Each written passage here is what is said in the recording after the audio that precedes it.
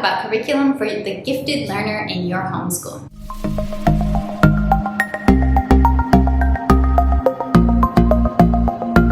This video is in collaboration with Leilani from Living with Eve and a whole bunch of other homeschool moms who are going to be sharing curriculum recommendations for different types of special needs. And we're each focusing on one particular certain need within education.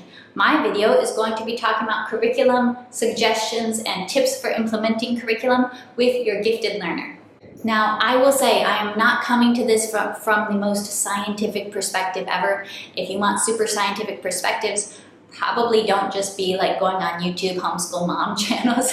I am sharing in this video based on my own personal experience of being a gifted learner, having this type of brain myself, and also from conversations with other parents, either people who are gifted learners and parents who are raising gifted learners in their homeschool and have been walking this road. So I do want to say, first off, there is a wide variety in the experience of different gifted learners. There's a wide variety in the way these little brains of your gifted children work, the different angles and the bents that they have. If you are raising a child who is gifted, you probably already know this very well. There are some who are gifted across a broad spectrum.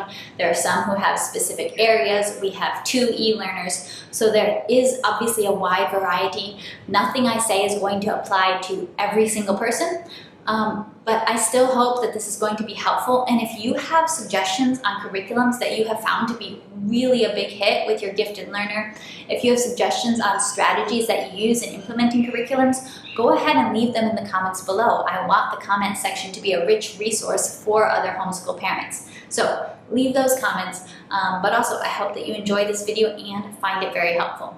I'm going to start this video by identifying and talking about some of those struggle points that you will probably find if you are homeschooling a gifted learner. My mom likes to say, everybody thinks they want a gifted learner in their homeschool, but actually if you are having peaceful, non-emotional, non-dramatic homeschool days and your kids are just smart and they learn quickly and there's no drama, then you probably don't have any gifted kids. But if you are having some drama, if you are feeling like you're being tugged along and you can't quite keep hold of the leash on your cheetah that's running wild, then maybe you have a gifted learner in your homeschool. There can be some real clashes. Gifted learners tend to have very big ideas, big emotions, and they do take more charge of their own education. So there can be clashes between your gifted learner and the curriculum. I want to identify a few of those pain points or those struggle points so that you can be aware of them when you're choosing curriculum. After I talk about some of the pain points, I will have some specific curriculum recommendations for you. Okay, so first of all, review. A lot of your gifted learners are going to have a very, very low tolerance for review. I am speaking of this from personal experience. One of the kind of identifying traits that can happen with kids who are gifted is that they tend to learn everything from the first exposure, or sometimes it seems like they learn new skills before you even intentionally expose them to that skill or that concept.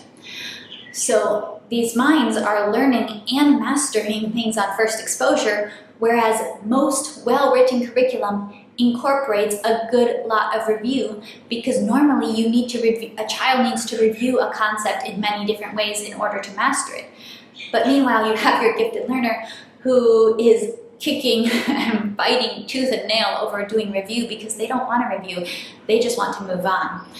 And here's where I will say, although in most cases review is helpful, it's not going to be as helpful or as necessary for your gifted learner. I'm not saying they never need to review everything. It will hopefully be pretty obvious when they do need review and when they don't.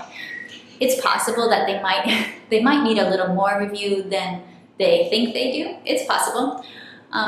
But in large cases, I would say when you're using your curriculum, feel free to not do as much review as the curriculum includes. This is something you can apply with any child, but especially with gifted children, expect that you're not going to necessarily do all the review unless your child just happens to like that subject and happens to like doing a whole lot of review problems. That can happen, but most of the time you might get some battles over doing review and realize that these children really, they don't need as much review. We really can just learn something, oh, now I got it. Okay, I'm moving on to the next thing. Number 2 problem that can exist in curriculum is what's called scaffolding within educational theory. A lot of curriculums are actually heavily criticized when they don't include enough scaffolding of assignments. This is something you especially see within writing curriculums or within curriculums that require larger projects for the child. It's considered good curriculum design to scaffold through the assignment to provide step-by-step instructions that help lead the child into building the whole grand project by the end of it. This is a big thing within education these days. It is very helpful to a lot of children, but scaffolding can feel like a straitjacket to the gifted child. I know this is something I struggle with immensely and utterly detest. My mind is particularly wired toward writing and words and language. So any types of curriculums that have a lot of scaffolding of writing projects, any outlining, any step-by-step, okay, come up with your topic sentence, okay, now come up with your hook, like day by day, coming up with different parts and slowly putting the pieces together to make something. I hate that. I've always hated that. I hated that when I was 7 years old. It is so painful. So don't be surprised if your gifted child responds to scaffolded, step-by-step, broken into pieces assignments, because their minds may very well be able to put all the pieces together and turn out great work, great projects without the scaffolding, because their minds are able to make all that leap and the scaffolding slows them down, and being slowed down is like a death sentence. When your mind works this way. So this is something I'm telling you to be wary of. This is in writing curriculums, you can see this in IEW, you can see this in the Writing with Skills series. These resources can be very frustrating to your gifted learner. So, and of course, within gifted learning, you can have kids that are very math and science focused and they're not so skilled in language. So those kids might need the more scaffolded approach in these areas that don't come as naturally. But for broad spectrum gifted, that's when you're probably going to run into some problems trying to use that. Another big problem that you'll run into with gifted learners is impatience. We can be notoriously impatient, and I'm sorry, Mom, but when we are being homeschooled, our impatience can be specifically directed at you. Here's where I would caution you against using too many teacher-led and parent-led curriculums with your gifted learner. I've grown a lot in maturity. We do grow in maturity. We do get tested. But that was something that was never a very good idea for me once I learned to read at about 5 years old. I did not tolerate my teacher, my beloved mother, very well as a teacher, because it feels like the teacher slows you down. So your gifted learner is probably going to thrive a lot more with very self-paced and very independent types of curriculums. This is not to say that this is a license to be totally hands-off. Your independent learner, your gifted learner might not realize how much they need you. They still do need you. They need you in many ways. They might not need you to explain math concepts to them because they might just look at the page and then know how to do it. But they still do need you. So I'm not saying they don't need you, but I am saying if you try to choose very teacher-intensive or parent-intensive curriculums, that's where you're probably going to end up with more clashes due to the impatience of this gifted but immature little brain that is in your beloved child. Another problem you can run up into in implementing curriculum is if a gifted learner doesn't want to or is not interested in a particular topic, it can be really hard because we're so used to learning everything very easily, and if we run into something, I'm not so interested in that, I'm not persuaded it's necessary, or this is actually mildly hard for me and I would actually have to put a little effort into learning it, we can sometimes respond with, I don't want to and I'm not going to. That can be another problem. I would not actually say that everything your child does within their school should be something they're interested in and that is easy for them. The challenge and doing what you don't want to do is actually incredibly important for building maturity and character. So I would include these things, but I would be mindful and purposeful in what you include. it's not that these kids should never be frustrated in their learning process and in their education. Actually, they should be facing frustration. Learning how to handle and respond to frustration well is a crucial and important life skill that will benefit your gifted learner for their entire life. However, let's be purposeful in the way we put frustration, we feed frustration into their little educational lives, because they're not going to face the normal frustrations that normal learners have in learning at a normal pace. Their frustrations will be different, but let's be intentional and cautious about what frustrations those are. So I'm going to use an example from a particular type of curriculum that you will need to talk about this frustration thing. So let's talk about learning to read curriculum. In a normal homeschool case, you are probably going to want a thorough learning to read curriculum with a phonics approach, with an Orton-Gillingham approach, or a logical, systematic approach to learning to read. So, because it's proven, it's known, this is a foundation. If you understand phonics, you understand the way words work from the beginning, it's going to help you for the rest of your life and your relationship with reading, with writing, with spelling, with all of these language skills. This is known. But here's the thing, many parents of gifted children find that all they did was teach their kids the alphabet and alphabet sounds, and then suddenly their children are reading chapter books and classic novels and this sort of thing. This was my mom's own experience with me, that I was the kid that she did by far the least amount of teaching to read work with. I didn't have the whole phonics program and all the songs and all the flashcards and the beginning readers and all that. I made a huge leap straight into reading books at a, basically grown-up level from right away. I was her first kid. She didn't realize how weird that was until later. But many parents, when faced with these kind of kids that at a very young age just spontaneously teach themselves to read, then think, oh, well, my child is already reading fluently and with comprehension, but I'm really worried that if they skip phonics completely, they're going to struggle in other areas later on as they grow up and as they mature. They worry a lot about gaps, and so they take their gifted child who's reading at a 5th grade level and they try to put them into a kindergarten phonics program, and then there's a lot of frustration, and I feel like the frustration is very justified. I would be very frustrated, and I think that this frustration is actually not valuable.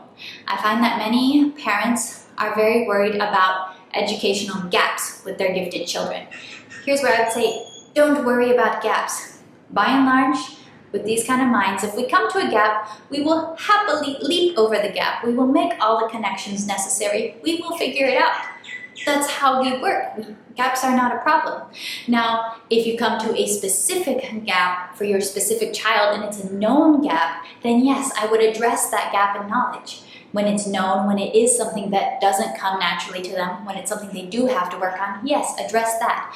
But don't teach your child who's fluently reading with great comprehension and can have adult-level conversations on novels phonics out of fear that they might have gaps. Don't do that. That is an unnecessary frustration that will not be valuable for them. Now, by contrast, a frustration that could be valuable for your gifted learner is making it a part of your child's routine that they need to sit with the family and enjoy the family read aloud or family morning time each day. I would say that this is valuable for them because it's building family connectedness and togetherness. The fact that the idea that they're part of a family, their education is not solely independent, and it will probably cause frustration. This is something I always had something in the back of my mind. I could read a book so much faster than I could listen to my mom read it. And learning to listen to people talk, learning to listen to people read aloud can be very difficult when your mind moves so fast because you need to slow down your brain enough to pay attention to what they're actually saying. Because you want to think about, like, they're talking so slow and it's really, really hard to slow down, but you can. So learning the skills of being able to slow down enough to listen to people and enough to listen to people read, that is a valuable frustration for your kid. And slowing yourself down enough to spend time with your family and to read and have that experience of story with your family, with your siblings, is going to be valuable for your gifted learner. On the other hand, trying to teach them step by step all the little phonics things that they somehow within their brains put all together on their own, that I don't think is so valuable. Next suggestion within curriculum recommendations, I highly recommend literature-based curriculum for gifted learners. And you might have a different experience if you have a very specifically math-minded gifted learner, but for broad spectrum giftedness, I strongly recommend literature-based studies, and this is why. In literature-based studies, everybody could read the same book, and every different person is going to get out of it a different level of learning from that same book. You could have two kids read a book, one could get almost nothing out of it, and the other could learn a mountain load of education and make so many connections within their brains from reading that book and be able to produce cool stuff based on reading that book. So with literature-based learning, the amount of learning could either be very small or very great, and it's dependent on the learner themselves. This is actually why literature-based learning does get a lot of critique from especially the wider education world, not the homeschool education world, because many people point out, and I think it's justified, that there's not really enough scaffolding and explicit teaching in literature-based learning to help the normal average learner be able to make the connections that we're hoping that they make from these books that they read. But if you have a gifted learner and they have an allergy to explicit teaching, then literature-based learning could be very perfect for them, because you skip all the battles and the "I can't believe you're slowing me down so much" over the explicit teaching, and they just get to read these books and race and learn and journal and make these connections and draw out these maps and make all this cool creative problem-solving projects because they were allowed to fly at their own pace. I have the most experience with Sonlight, and I highly recommend Sonlight. Sonlight tends to choose what I would say are challenging and above grade level books. I strongly recommend their high school courses no matter what, but I think all their courses are great, and the normal person is not going to be able to finish every Sonlight HBL during the course of their education. But maybe if your gifted child is gobbling up curriculum, they might. Now, there are a variety of different literature-based curriculums out there. You can look into them for yourself. Some are gentler in approach than others. I think Sonlight tends to be known as one with one of the biggest load on reading and challenge on reading. I know Moving Beyond the Page is specifically designed for gifted learners, and that is literature-based. So that's one you could look into. I don't have personal experience with it myself. Now, for science curriculum, I think in many ways you really can't go wrong. Science tends to be a passion subject. It just tends to be a very popular passion subject for many gifted students. And I think as long as you're not choosing a really dumb science program that's very repetitive and you're just filling in the multiple choice blanks, and you might know who I'm talking about, as long as you choose a reasonably great science program that allows for creative thinking, that allows for problem solving, and is truly teaching scientific thinking rather than just memorization, then you're probably going to do pretty well with it. You just might need to do a lot more science with a gifted student than you might otherwise have done. You're probably not going to get away with a once or twice a week science rotation. Now, on the topic of math, definitely, guys, if you have favorite curriculums here, leave them in the comments below. Favorite curriculums for your gifted learner. Math tends to be a very favorite subject among homeschooled gifted learners or gifted learners in any situation. It tends to be a special bent.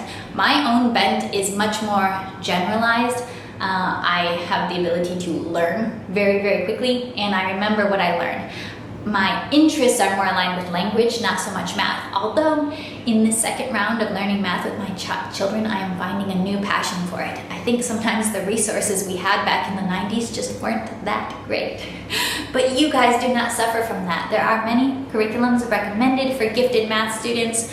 We have Beast Academy, which is an advanced math program for kids who really love math and are very motivated in it. and Beast Academy is for the earlier grades. Then that moves into Art of Problem Solving. Singapore Math is often recommended for gifted math students.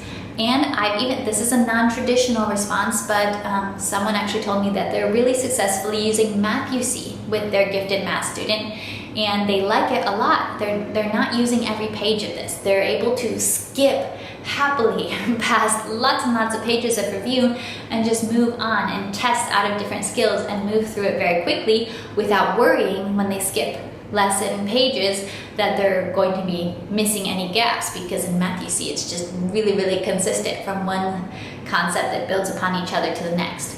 What you'll see in common between all of these recommendations is that these are very conceptual math programs. They're not based on rote memorization or just a procedure where kids are carrying the one, but they don't know why they're carrying the one or what carrying the one means. These are very conceptual math programs, and they're very focused on problem solving. Let me tell you, your gifted child probably really likes to solve problems. I have myself battled a lifelong temptation that if someone asks a question in the room where I'm in, I really want to answer it. Whether I know the answer or not, I'm going to make up the correct answer based on logic and life experience. It's a really deep temptation, but I have learned over a lifetime to keep my mouth shut when it's not my conversation. But answering questions and solving problems brings a lot of delight to gifted minds. In language arts, you may want to avoid what I talked about earlier, which is heavily scaffolded writing curriculum. That's a real pain point for me. So that's something that I just personally recommend. Maybe it's very possible that others may tolerate it a lot better than I do. You will often hear Michael Clay Thompson language arts books heavily recommended within the gifted homeschool community. I don't have personal experience with those, but you can check them out, see if you think that those resources and philosophy would fit your child and your style.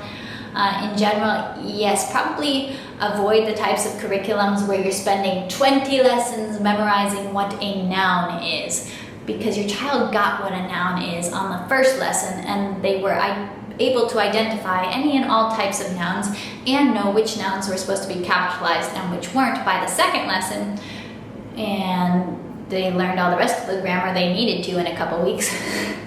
So now what do? You are able to go further. You're able to do a lot of creative things when you have these kids that just master these concepts with very little effort. So take advantage of that. Take advantage of the opportunity to do a challenge, to go farther, to apply writing to content in science, in history, in mathematics, in problem solving. And take it further and faster. I don't necessarily have the best from my own experience curriculum to recommend, but I will say, don't necessarily think that you're going to have to spend so much time focusing on the mechanics, on the punctuation, and on the spelling. If your child is getting those, and if your child is able to write and apply all those skills quickly, stop thinking, they need to keep practice, because everyone keeps practicing it. You'll know when they have it. Hopefully you'll know when they got it or when they don't got it. If they don't have it, yes, give them more practice, but if they've got it, don't just make them keep practicing because everyone else still needs to practice. We've got it. It can be very frustrating to be told, no, you're only 12, so you need to keep doing this spelling test when I can spell anything. I've always been able to spell everything. So that's what I would recommend is when you're doing work with your gifted learner, yes, they don't need to race ahead to college level work. You are going to have a broader education for them. You are going to get into topics that you probably wouldn't get into with your other kids. And it's okay, I would say, to not necessarily rush ahead to college level math, but also you're going to cause yourself and your child too much frustration if you need to spend so much time focusing on all the basic foundational skills of punctuation and capitalization and all those things. If your child has it, just let them fly. So I hope that this was a helpful video for you. I think I focused a little more on noticing what the pain points are in applying curriculum with children rather than a ton of specific curriculum recommendations, I did give you several to look out for, and I will link them down below. If you guys have more, let me know. I think I grew up in the era of homeschool when we didn't necessarily have so many options for gifted homeschool curriculum. And so what we did is we adjusted with what we had, and you can definitely do that. You don't have to be buying curriculum that's labeled gifted. But you do have some more options for that nowadays, and if you have success with anything, let us know. But I hope that this was helpful, that this helped give you a little window into the mind of your gifted learner. And if you like this video, please do subscribe so that you can see more from my channel. If I find other great resources for your gifted learner, I will be sure to share them. And till next time, bye!